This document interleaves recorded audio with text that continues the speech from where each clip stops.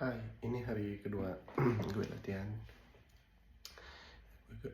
Gue komitmen bicara di depan kamera ya, terus latihan seperti Ali Abdal yang Ali Abdal lakukan. Karena gue percaya ketika kita ingin mencoba dan ingin menjadi bisa, kita harus melakukannya. Simpelnya gini, bisa karena terbiasa gitu aja. Jadi gue membiasakan diri untuk latihan ngobrol atau bicara depan kamera supaya gue terbiasa untuk bicaranya. Dan kemarin gue belajar, salah satu hal yang gue pelajarin kemarin adalah jangan menggantungkan diri kepada orang lain ya. Misalnya jangan menggantungkan kebahagiaan atau menggantungkan sesuatu hal pada orang lain. Karena ketika orang lain itu hilang atau faktor di luar kita itu hilang, maka kebahagiaan kita juga akan ikut hilang. Itulah yang gue pelajarin kemarin. Karena ya itu memang kesalahan gue sih.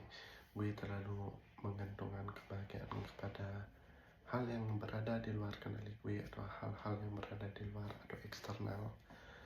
Jadi ketika hal itu hilang atau mengecewakan, ya kebahagiaan gue ikut berkurang gitu.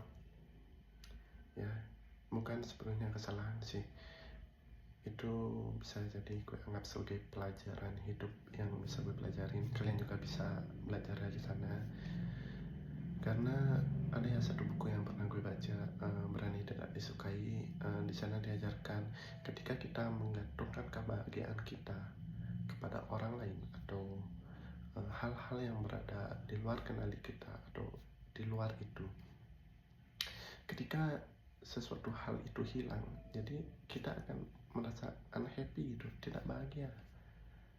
Ketika misalnya contohnya kita melakukan sesuatu, misalnya membersihkan pantai atau membersihkan halaman rumah, dan kita berharap untuk dipuji oleh orang tua kita karena kita sudah membersihkan rumah itu.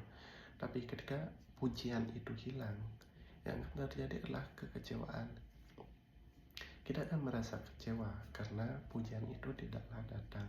Apa yang kita harapkan itu tidak benar-benar terjadi.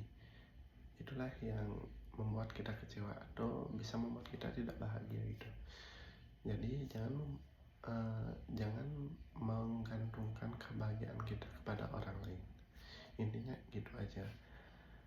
Dan satu hal lagi yang gue pelajari, ketika kita ingin mencapai suatu tujuan atau goal, kita men-set diri kita bahwa ketika kita mencapai goal tersebut, kita baru bisa bahagia. Padahal itu sebenarnya kebalik.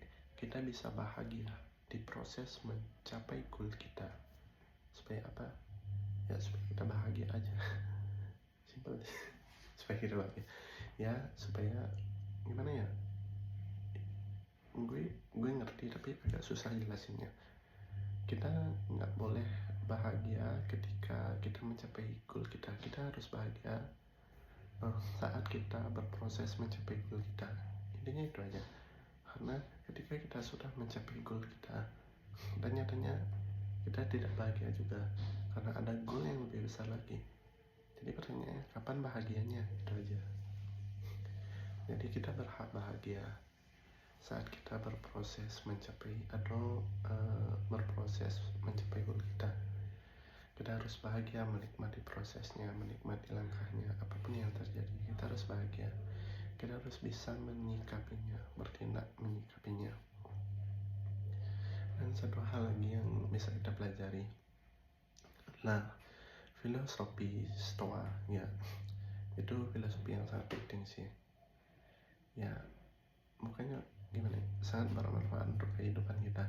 Di sana kita diajarkan untuk seperti yang pertama gue katakan tadi, kita tidak boleh menggantungkan diri atas kebahagiaan kita atas orang lain atau hal-hal yang berada di luar kendali kita. Kita harus bisa memisahkannya. Hal yang berada di dalam kendali kita dan hal yang berada di luar kendali kita, kita harus bisa memisahkannya, memberikan jarak supaya kita tahu dan kita sadar aja hal yang bisa kita kendalikan adalah diri kita sendiri, persepsi, perasaan kita, dan hal yang tidak bisa kita kendalikan adalah persepsi orang lain atau hal-hal yang di luar sana, dan banyak sekali hal itu. Kita harus berhasil memisahkan itu. Mungkin waktunya sudah cukup panjang ya, karena gue komitmen untuk 5 menit aja untuk filosofi setelah gue bahas di next video aja. Mungkin ngomong gue agak belibet, jadi mohon maaf, ini permulaan, jadi gue ingin latihan terus, dan see you in the next video.